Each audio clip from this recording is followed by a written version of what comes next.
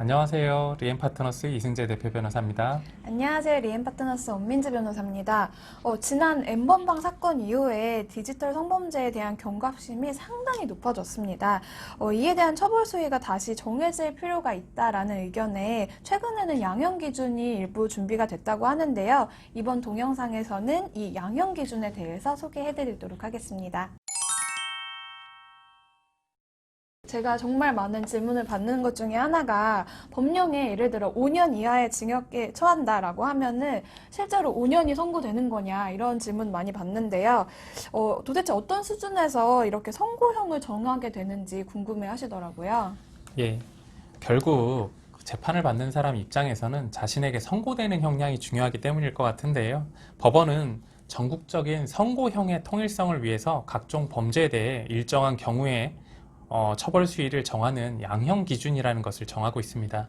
법령에서 처벌 수위의 상한이나 하한을 정하고 있다면 구체적인 사건에 따라서 개인에 대한 처벌 수위는 각 범죄별로 정한 양형 기준표에 따라 원칙적으로는 정해진다고 보시면 됩니다. 네, 그러니까 예를 들어 강간죄의 경우에 3년 이상의 유기징역에 처한다라고 법령에 정해져 있고 구체적인 기준은 성범죄의 양형 기준에 따라서 보통 2년 6월에서 5년 사이에서 형이 정해지고요. 대법원이 정한 가중 요소 그리고 감경 요소에 따라서 구체적인 형의 선고형이 달라지게 됩니다. 이번에 발표된 디지털 성범죄의 양형 기준의 경우 아동 청소년 성착취물의 제작이나 배포, 통신 매체를 이용한 음란행위, 카메라 등을 이용한 촬영과 배포, 협박에 대한 것입니다.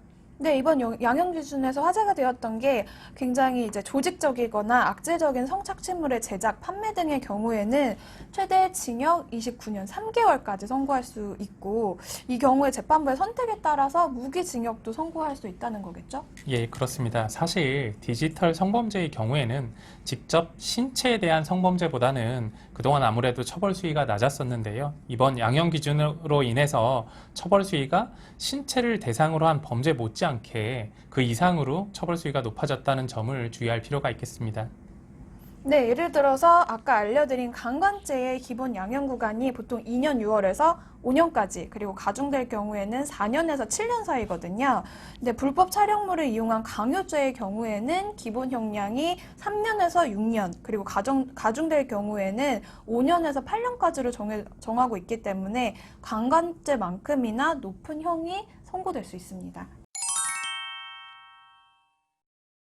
이 양형 기준은 올 10월까지 의견 취합을 거쳐서 12월에 최종 의결될 예정입니다. 하지만 양형 기준은 효력이 발생된 이후의 범죄에 대해서만 적용되기 때문에 지난 4월에 기소된 조주빈 등에 대해서는 적용되지는 않습니다.